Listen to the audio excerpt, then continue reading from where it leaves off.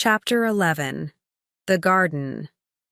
We got up very early in the morning. We wanted to start work on our garden before the weather got hot. Fritz, Ernest, and I took our tools. Jack had a fork, but he wasn't really old enough. We all started to work. After a time, when we were quite tired, I said, "Let's see what the animals left on the ground last night. That'll be very good for the earth in the garden." We went to look. "The pig! The pig's gone!" Jack cried. It was true. The pig was nowhere near the treehouse. "We can't do anything about that," I said. "Perhaps she'll come back again." "You said she," said Jack. "Yes, of course. I think she's going to be a mother. Perhaps she's gone away to the forest to have her babies there. Then she'll come back, I hope." We went back and worked again in the garden. We were all very tired when it was time for the evening meal. We had fish and sweet potatoes. "Now," I said, "we must work in the garden again tomorrow and plant all the seeds from the ship. Then we'll put bamboo around our garden and make huts for the animals." "We must make a big hut for the pig," said Jack, "if she has a lot of little pigs." "Now, go to bed," I said to the boys. "Be ready to work hard tomorrow. First, we'll get the bamboo." "How will we carry a lot of bamboo across the ground?" asked Jack. "We can't use the sledge. Can the donkey pull it?" "No," I said. "We won't go to the place where we found bamboo before. We'll go to a different place. Then we'll be able to bring it here more easily." "Oh," said Jack. "Is there an easier way?" "Yes," I said. "We'll go up the river. We'll cut the pieces of bamboo and pull them to the river. Then the river can carry them down to our tree house." "Ah," said Jack. "Yes, that'll be the best way." Chapter 12. Buffaloes and Other Animals. We left the next morning to get bamboo for our garden and for animal huts. My wife and the 4 boys came with me and the 2 dogs, Turk and Flora. We also took the donkey. We needed it to pull the bamboo to the side of the river. It was our first visit to this part of the island, so we took our guns with us. The dogs were a mistake, but the guns weren't. We went up the river and found a lot of bamboo. We cut it and tied it together, and the donkey pulled it to the river. Then we had a meal and rested. Jack went for a walk. After a time, he came back and said, "Father, there's a big field over there, and there are 10 or 15 large horses in it." I said, "Jack, there aren't any horses in this place." "There are," he said. "Come and see." When we came out of the trees, we saw a lot of buffaloes. We went nearer and nearer until we were about 130 feet away. The buffaloes stood and looked at us with their big round eyes. They didn't seem to be angry or afraid. I could see 2 young buffaloes. Then Turk and Flora began to jump up and down, making a lot of noise. The buffaloes became angry and they came towards us. We were in great danger, but Fritz and I both used our guns. One of the buffaloes fell dead, and the others turned and ran away. We were lucky to escape so easily. I said to Fritz and Ernest, "Come and catch those 2 young buffaloes. The dogs have pushed them into the trees. We must take them with us." We put ropes round their necks, and they came with us without any trouble. We hurried away as fast as we could. "Now," I said, "we'll leave the bamboo until tomorrow. But the young buffaloes will be very useful. We'll give them milk from the goat." The goat gave the young buffaloes her milk. "But," said Jack, "there won't be much milk for us." "No," I said, "but soon we'll have as much milk as we need." "You seem very pleased about the young buffaloes," said Ernest. "Yes, I am," I answered. because now I can see an answer to two big problems." "Oh," said Ernest. "What problems?" "These," I answered. "When the goat doesn't give us any more milk, we won't have any. But these two young buffaloes will grow up, and they'll have babies. So we'll have more and more buffaloes and plenty of milk. Buffalo milk is very good. We can make butter from it and perhaps cheese too." "And what was the other problem?" asked Fritz. "The other problem?" I answered. "You remember the plow that we brought from the ship? I didn't know how we could pull it. A buffalo is very strong and the buffaloes can pull the plow for us. So now we have a plow and we have milk." "Not yet," said Ernest. "No, not yet," I answered, "but next year. We mustn't think only of today. We must think of future years." The next day, we went back and cut up the dead buffalo. We brought a lot of the meat back and put it into barrels with salt. Now, I thought, we'll have food in the winter. We also put the bamboo in the river, and the river carried it down to a place near the tree house.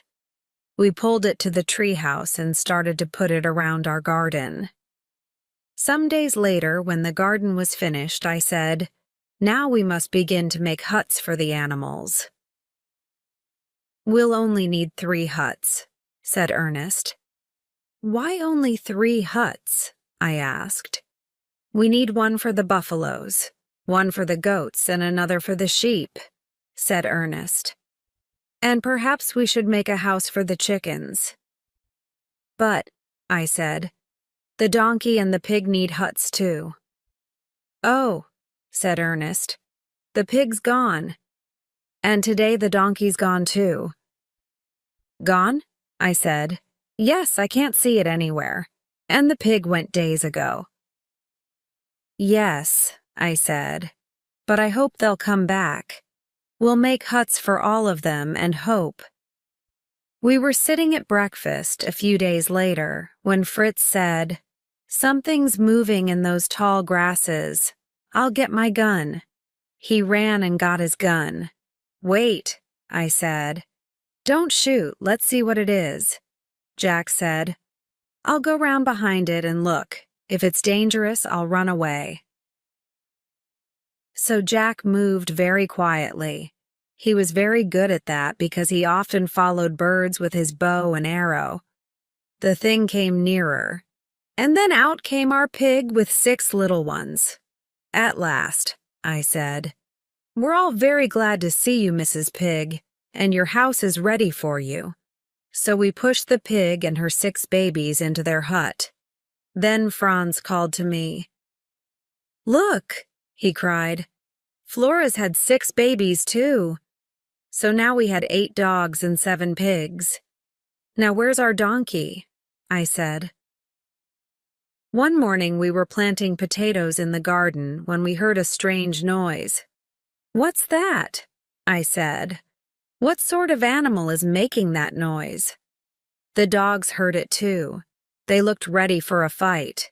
We all looked round. We couldn't see anything, but the noise continued.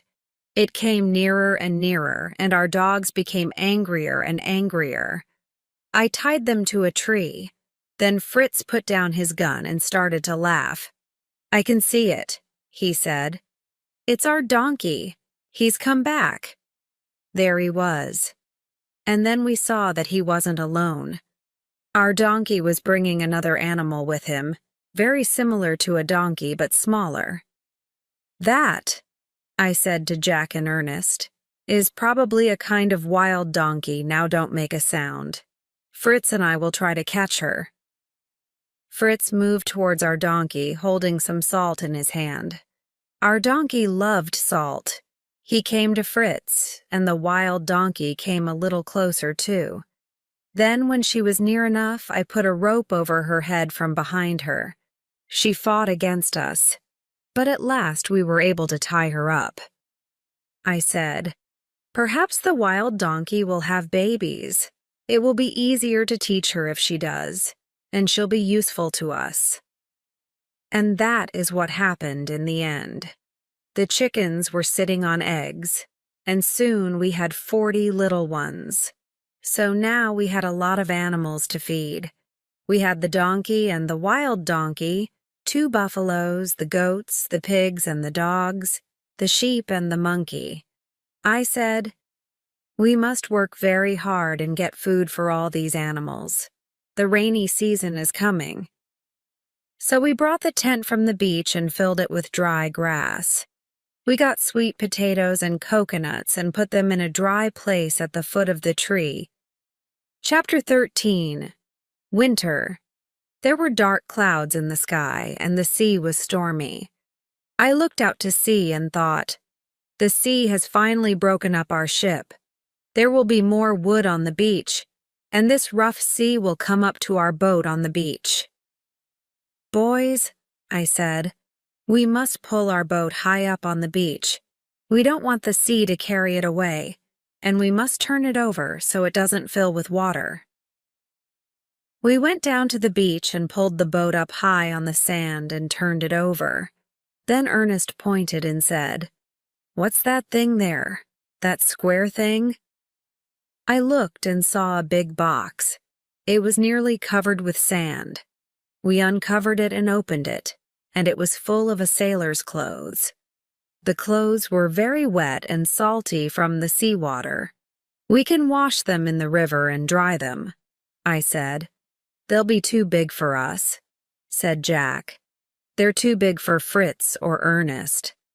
"Yes," I said. "They'll be too big for you. But you'll be glad when your other clothes have got wet in the rain." Then I thought, now winter's coming. What do we need? Dry firewood for my wife to cook with under the treehouse. We didn't, of course, cook in the treehouse because of the wooden floor. So we found a lot of firewood and put it at the foot of the tree, under the treehouse. Then I thought, in the stormy weather, we won't be able to go far from our house to get food. We must be sure that we have a lot of food in or near the house. Then we can use that when the weather's very bad. We've got barrels of salt meat and buffalo meat. I hope it will keep well. We can't get any more salt. The sea was now coming up over the rocks, and there was no sunshine to dry the salt. My thoughts continued. We've got eggs, of course, from our chickens. Perhaps we can catch fish with the fishing line from the ship. But that's not easy when the sea is very stormy. We've got sweet potatoes and a lot of coconuts. The goats will give us a little milk, and there's plenty of dry grass for our animals. Now, I said to my family, we've got a good house and plenty of food, so we're ready for the winter. That's what I thought. But I was very wrong. The next few months were probably the unhappiest months that I have ever known in all my life. We had 4 enemies: the rain, the wind, the cold, and the shorter days. The days were not much shorter, but we had to spend a lot of time inside the house because of the bad weather. The rain came down like a river from the sky. It rained nearly all day and all night. There were only a few days when it stopped. Most of the land was under water. The river was too big to cross, and our bridge was broken. Luckily, our garden was on higher ground, and our plants were beginning to come through. The wind was very strong. When we made our treehouse, I didn't think about the wind. If a house is built on the ground with good walls and a low roof, the wind will pass over it. The house is safe. But when a house is built up in a tree, the wind goes up into it. The roof of our house was made of sailcloth. When it rained, there were deep pools of water on the roof. The water ran over the sides onto the floor. Then the strong wind pushed the sailcloth up, and a river of rain came down into the room. The days were not as hot as before, and the nights were the same, sometimes even cold. We sat all day in wet clothes and we couldn't dry them. In the evenings, we didn't know how to keep warm. We put stones on the floor of our tree room and lit a fire on them, but soon the room was full of smoke and we were afraid of a fire. We couldn't get the smoke out of the room. We couldn't make a hole in the roof because of the rain. When the sun went down, darkness came suddenly. But even in the daytime, the room was quite dark. We had no light.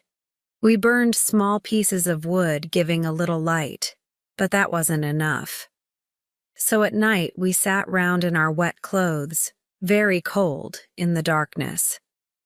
There was nothing to do except sleep. We couldn't continue like this. I said, "We must go down and live at the foot of the tree. We'll put a sailcloth over this floor. Then there will be two roofs, the roof in the tree and the roof on this floor. Then we'll be dry down there." We built two walls at the foot of the tree. The animals' huts made the third wall, and the tree was the fourth wall. We made a hole in the floor of the upstairs room for the smoke from our fire. Now the rain couldn't come straight down onto the fire. We were more comfortable in this lower room, but the smell of the animals came in from the huts, and that was terrible. After a time, we began to have problems with our food. The buffalo meat went bad because there wasn't enough salt in the barrels. Oh, why didn't I think about that before? We needed a lot of salt to keep our food fresh through the bad months of the year. We killed some of the older chickens and ate them. Then, when the weather was better, the boys were able to go out fishing or shooting with their bows and arrows. They brought in a little fish and meat. We had sweet potatoes, but cooking was very difficult. When the weather was good, my wife made enough sweet potato bread for a few days, but it wasn't very good. We didn't have enough food for the animals. We killed 4 of the young dogs, leaving only Turk and Flora and 2 of their babies. We had to find food for the goats, the sheep, and the buffaloes. We couldn't give them enough food in their huts, so we moved them out into the forest. We put coconut shells around their necks so we could hear them. Then we put a little food in their huts each night, so they wanted to come back home. Chapter 14. The Cave House. We were very pleased when the storms ended. After those long weeks of rain, the sun shone again. We came out from our dark, smelly room and looked up at the bright sun. Around us, the grass was green and flowers were coming through. In our garden, the plants were coming up very well, but the birds saw them too. So Jack guarded them with Flora's help and kept the birds away. We also put fishing lines across the plants to protect them from those little thieves. We hung up our clothes in the sunlight to dry them. Then we started work on the treehouse. In a few days, we were able to leave our room at the foot of the tree and go back to our bright and happy home. "I can't live through another winter like that," said my wife. "It will kill me. I'm sure that the first men, thousands of years ago, didn't live in trees like monkeys. They lived in caves, and we must find one too." I knew that she was right. I went out and walked along the coast and looked at the hills near the sea. Some came straight down to the beach. Those were possible places for caves. I walked a long way, but I couldn't see any big ones. I needed a large cave for my family. I went back and told my wife and the boys. The caves weren't large enough for us. "So," said Fritz, "if the caves aren't big enough, we must make one bigger." "You can try," I said, "but the rock's very hard. I don't know if it's possible. I'll take you to the best cave that I've found, above the beach. It was probably made by the sea, but the sea's gone down and left it in the side of the hill. Bring the tools and we'll try." So we went to the cave. We worked for a week, but we only made the cave 6 feet deeper. The rock was very hard. I thought about using gunpowder, but gunpowder was too important for us. I didn't know what to do. Shall we stop? I asked Fritz. Shall we think of another idea? I think, said Fritz, that the rock is getting softer. This piece here seems softer. Jack was the smallest, so he was working at the lowest part of the rock. One morning he cried out, "I've done it! I've done it! I've made a hole right through the rock." "Don't be so silly," said Fritz. "I don't believe you." "But I have," said Jack. "I have." Fritz went to look. He soon came back saying, "It's true, Father. Jack's right. I can't understand it. Jack has made a hole in the rock and there's nothing behind it." I was very surprised. I took a long piece of bamboo and put it through the hole. "Yes," I said, "there's nothing behind there." "Let's make the hole bigger," said Fritz. "Then one of us can go through." I said, "That's dangerous. If the hole's very deep, you'll fall. We must be very careful. Let's make the hole a little bigger, then I can put my head in and look." So we made the hole bigger and I put my head in. Suddenly I felt very ill. I moved away. "You mustn't go into the cave, boys." "If it's a cave," I said. "The air's really bad and dangerous. I'm sure you can die in there. First, we must drive out the bad air." "How can we do that?" asked Fritz. "We must light a fire," I replied.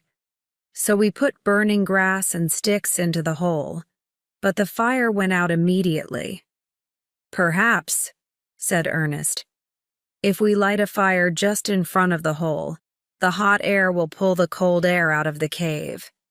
"Yes, that's possible," I said, "but I think that will be slow, and perhaps dangerous. I think this time we should use some of our gunpowder." So I took some coconut shells, tied some rope round them, and filled them with gunpowder. Then I lit one and threw it quickly into the cave. There was a very loud noise, and the bad air came out with the smoke. I did the same with 2 more coconut shells, and then we tried to light a fire again. This time the fire burned. It didn't burn very well, but the smoke and hot air came out through the hole, and soon the fire was burning better. At last it began to burn brightly, as brightly inside the cave as in the open air. "Run to the treehouse," I said to Ernest. "Bring all the small pieces of wood that we've got. We can use them as lights when we go into the cave." While he was gone, we made the mouth of the cave bigger. Then we could see the walls that were nearest the doorway. Jack looked in and said, "The walls are covered with beautiful stones in lots of different colors. It's wonderful." I looked into the cave. Jack was right. The walls were covered with things that looked like stones. "That's very strange," I said. "What are they?" Then Ernest came back from the treehouse bringing the wood. I went into the cave first. I wanted to be sure that the air was good. I looked at the stones. Some were lying on the floor because of the gunpowder. I took one and tasted it. It was salt. "Salt! Look, boys," I cried. "We'll never have to look for salt again. Next winter we'll have plenty of salt, and we'll have meat through all the bad months." We looked round the cave. It was very big. I saw that we could make a room at one end for all our things, with a bedroom next to it. We could have another big room as a kitchen and sitting room. "But," I said, "there's one thing that we must make now. I don't think this end of the cave is very far from the outside air. I'll hit the rock inside the cave. I want you, Fritz, to go outside and listen. Tell me where you hear me most clearly. Put a stick there to show the place." So Fritz went out and I started to knock on the inside of the cave wall in different places.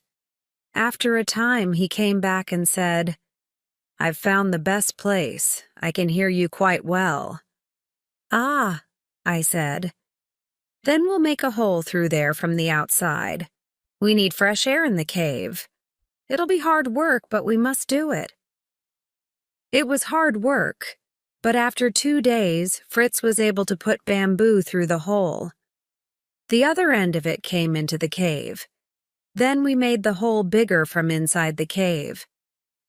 "Now," I said, "we can make a fireplace with a hole for the smoke."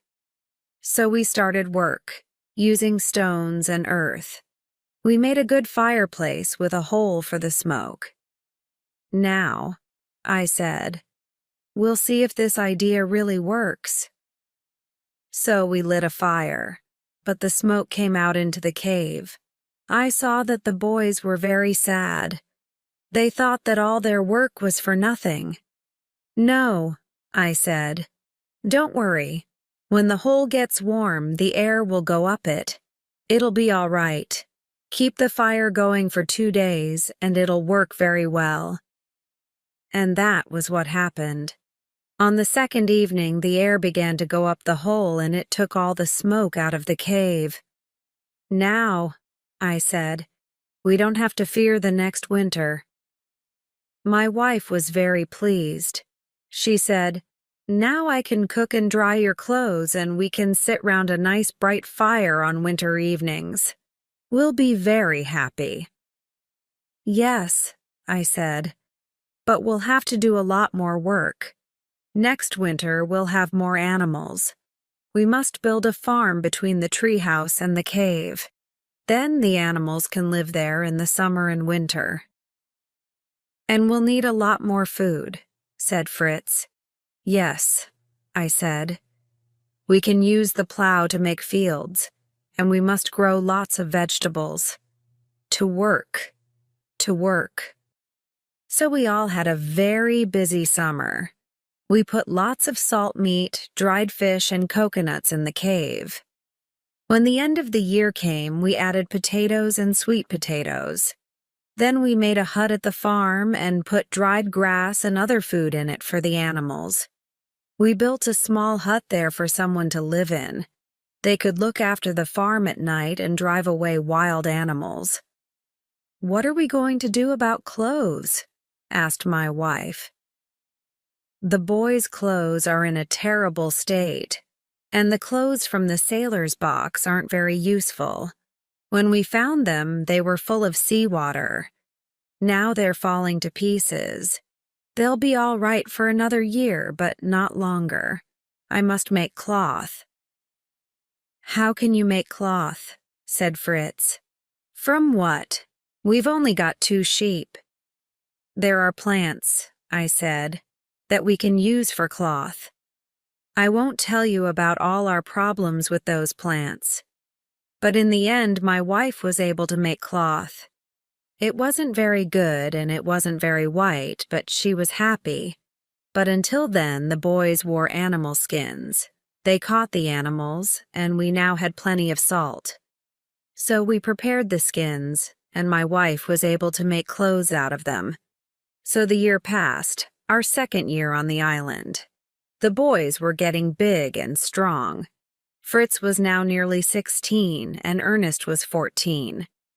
I thought about the future.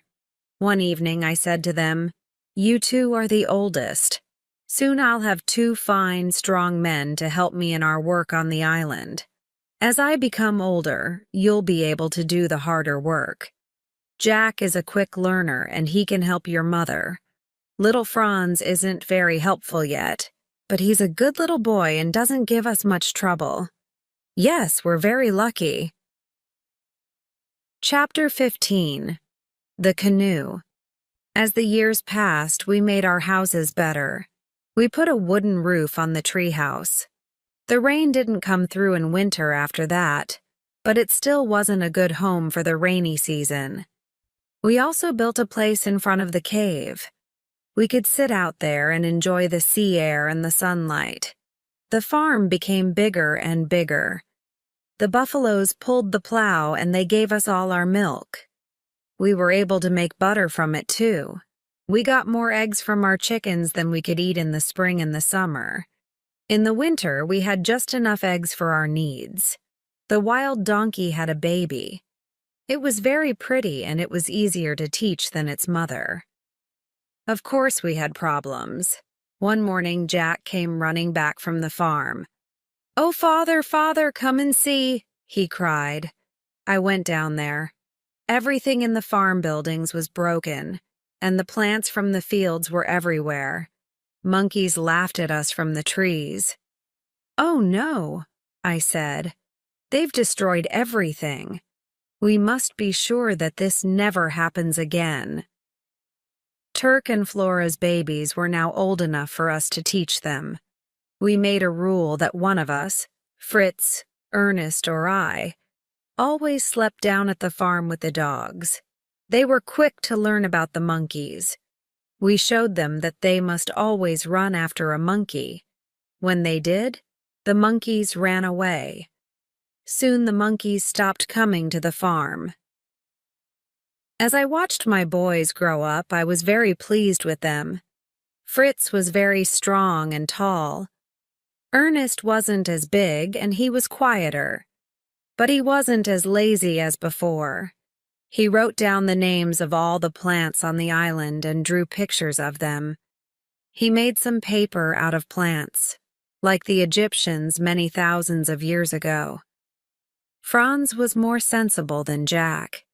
He always did what he promised to do. But Jack was a good son too, and he did a lot of work on the farm. Franz liked helping his mother, while Jack spent more time with me. One day Fritz said to me, "I'd like to go away alone. I want to visit the parts of the island that we haven't seen. The ship's boat is too heavy for one person. I want to make a canoe." "I think we can make a canoe," I said. "I've seen canoes made from the bark of tall trees. I'll try to help you." We found a big tree and I cut a ring round the bark, at the bottom. Then I tied a rope ladder to one of the branches. I told Fritz to cut round the tree about 20 feet up from the ring. Then I made a cut from top to bottom between the two circles. We took the bark off very carefully and it fell away in one piece. We tied pieces of bamboo to our canoe to hold it in the right shape. Then we nailed together the sides at each end of the boat. A sweet juice from one of the trees dried quickly and went hard. We used this to fill the holes. "I think," said Fritz, "that the water will come in over the front of the canoe, and perhaps over the back. Perhaps we should cover those places. We can leave a place in the middle where I can sit." "Yes," I said, "you're right. We must put a light cover over it." We also found a long, flat piece of wood. Fritz could use that as a paddle to move the boat along. When the canoe was ready, we waited for a few days. Then it was dry and we tried it in the water. At first, Fritz had problems in the canoe. It turned over and he often fell out. But he practiced. And after a few days, he was able to travel safely, even in rough sea. Chapter 16. Jenny, one day, Fritz went away in his little canoe. He stayed away all day. In the evening, my wife became very worried. "I'm afraid that something has happened to him," she said. We couldn't do anything, so we went to bed. But we didn't sleep very much. The next day, we went up to the top of a hill, but we couldn't see him. Then Ernest pointed. "Look," he said. "Is that him?" We looked. It was Fritz in his canoe.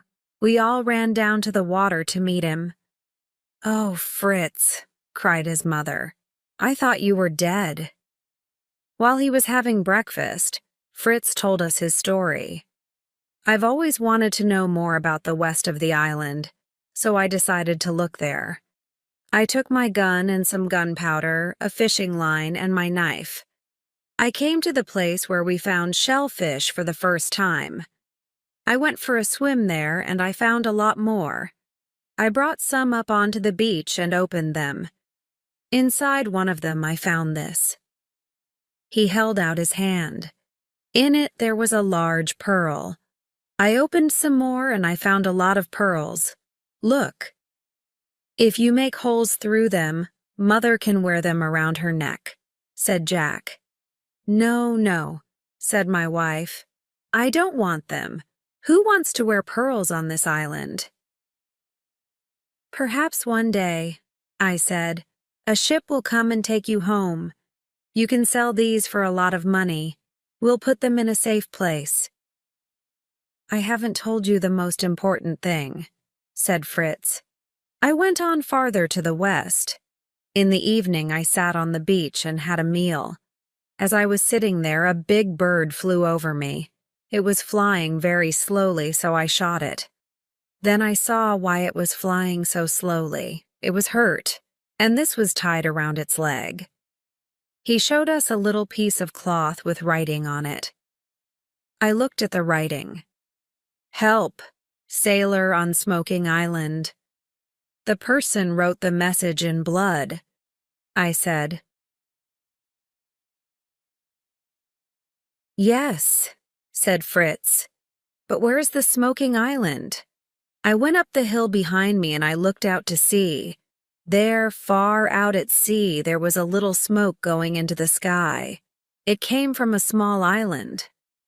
I went out to the island and climbed up to the top. In a little wood, I saw a small hut made of branches. In front of the hut, there was a fire, and fish was cooking in a big shell. I hid behind a tree and waited. Then someone came out of the hut. She was wearing the coat of a ship's officer. She went to the fire. I came out of the trees and she turned round. She, I said. Did you say she? Yes, it was a young woman. I told her not to be afraid. I told her about us. She can live with us, can't she? We will bring her here, won't we? Yes, of course we will, but tell us about her. Her father's William Montrose, an officer who lives in India. Her mother died when she was born. Her father was going back to England in a ship with his men, so Jenny had to travel in another ship. Her ship was lost in a storm a year ago. She got away in a boat with a ship's officer and some sailors. The officer gave her his coat. He told her to watch for another ship or for land. Then another storm came. A big wave covered the boat. She doesn't know what happened after that. When she opened her eyes, she was on that little island. How has she lived there for more than a year? I asked her that. She's got shellfish and there are coconuts on the trees. She made a fishing line from her hair and she catches small fish. She uses stones to make a fire. She's made a little hut for birds from bamboo, but she can only catch small ones. When the big bird came down on the island, it hurt its leg, so she was able to tie that piece of cloth round it with her call for help. And the bird came to you. Yes, said Fritz. I sat with her and listened to her story. Then I told her to stay on the island. I promised to return as quickly as possible. I couldn't come all the way home that day. I slept on the beach and started again this morning. Can we go to Jenny today? Yes, I said. Yes, if we start immediately. I asked my wife to make preparations for Jenny. Then, taking a day's food with us, Fritz and I left in the ship's boat. Jenny was waving from the beach as we came near. We stepped out of the boat onto the beach, and she threw her arms round my neck and cried. We sailed back home along the coast. Mother and the 3 boys were waiting on the beach to meet Jenny. My wife said, I'll have to dress you like one of my sons because these are our only clothes. Jenny had a bath and dressed in sailor's clothes. Then she joined us for a large lunch, and Jack put flowers in her hair. Perhaps my boys thought that they could teach Jenny a lot of things, but she could shoot better than they could. My father taught me in India, she said.